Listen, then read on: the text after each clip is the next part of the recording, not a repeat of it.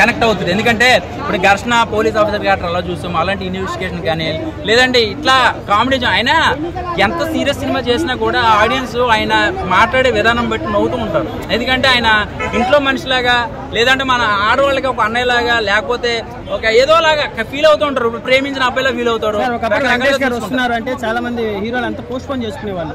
చిరంజీవి గారు, బాలయ్య గారు వీళ్ళంతా ఫ్యామిలీ సినిమా వస్తుందని భయపడేవాళ్ళు. ఇప్పుడు వెంకటేష్ గారి సినిమా వస్తుంటే ఓపెనింగ్స్ కూడా సరిగా రావట్లేదు. అంతా ప్రభాస్, రామ్ చరణ్, ఎన్టీఆర్ ఇట్లా పాన్ ఇండియా నడుస్తుంది కదా. వెంకటేష్ గారి పని అయిపోయింది అనుకోవచ్చు. అంటే పులి సింహం 2 అడుగులు వెనక్కి వేసిందంటే ఏదో అయిపోయింది కదా అనుకుంటాం కదా, కంబ్యాక్ ఇచ్చారనమాట. మన బాలయ్య బాబు గారు ఒక సినిమాకు ఒక సాంగ్ కి దబిడి సాంగ్ కి పత్తి కుక్క మురిగింది. ఈ మధ్య అన్ని ప్లాస్టర్ వేస్తారు.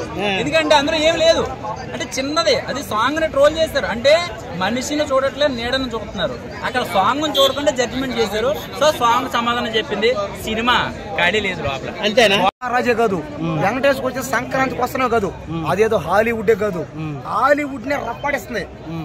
గేమ్ చేంజర్ సినిమా హాలీవుడ్ లోనే రప్పాడి షేక్ చేస్తుంది. అదొక గ్లోబల్ సినిమా. ఇదే థియేటర్ లో ఆడుతుంది ఇప్పుడు. ఇంకా చూసుకోండి మీరు, వెంకటేష్ సినిమాకి వెళ్ళండి, బాలకృష్ణ సినిమాకి వెళ్ళండి, కానీ గేమ్ చేంజర్ సినిమాకి ఒక్కసారి వెళ్ళండి. గేమ్ చేంజర్ సినిమాకి జనాలు ఉండరు అక్కడ ఎక్కువ. కాబట్టి దీనికంటే అర్థం ఏంటంటే ఫేక్ గాళ్ళు కొంతమంది పట్టుతో చేస్తున్నారు. పైగా గేమ్ చేంజర్లో అయినా వాళ్ళ నాన్నగారు లాగా, చిరంజీవి గారు లాగా, వాళ్ళ బాబాయ్ పవన్ కళ్యాణ్ గారి లాగా, పైగా ముఖ్యమంత్రి క్యారెక్టర్ వేస్తే పవన్ కళ్యాణ్ గారు అంతే సేమ్. ఇంకా చిరంజీవి గారు లాగా అక్కడక్కడ అంటే కొన్ని క్యారెక్టర్లు అంటే వ్యవసాయదారులాగా అన్నీ సూపరే, ఇచ్చి పడేసాడు అంతే. ఈ సినిమా 1,00,000 కోట్లు కొట్టకపోతే నేనే తెస్తా, నేనే తెచ్చి మరిస్తా. దిల్రాజు గారు మాత్రం ఏం భయపడి బాధపడాల్సిన అవసరం లేదు. ఫేక్ గాళ్ళు వస్తూ ఉంటారు, పోతూ ఉంటారు. మా రామ్ చరణ్ మా అన్ననే ఎవరైతే ఆపలేరు. ఆయన ఒక గ్లోబల్ స్టార్. అయినా గ్లోబల్ అంటే ఏంది, ప్రపంచం, భూమి. కాబట్టి ఆయన్ని ఎవరు టచ్ చేయలేరు అంతే. ఈ సినిమా గ్లోబల్ మొత్తం ఇండస్ట్రీ. సినిమా చాలా బాగుంది, బ్లాక్ బస్టర్ ఇది. ఈసారి అయితే పక్కా హిట్ వచ్చేసింది. హీరోయిన్ క్యారెక్టర్ ఎలా ఉంది? హీరోయిన్ క్యారెక్టర్ ఐశ్వర్య రాజేష్ ఎక్కువ బాగా చేసింది. సో యూత్ కి తెలియాల్సిన మెసేజ్ ఈ సినిమాలో ఉంది. సో లాస్ట్ లో క్లైమాక్స్ లో ఒక ఉంది, అది గురువులకి మంచి అంటే మర్యాద ఇవ్వాల్సిన. ఈ సినిమాని చూసి ఒక కొన్ని నేర్చుకోవచ్చు.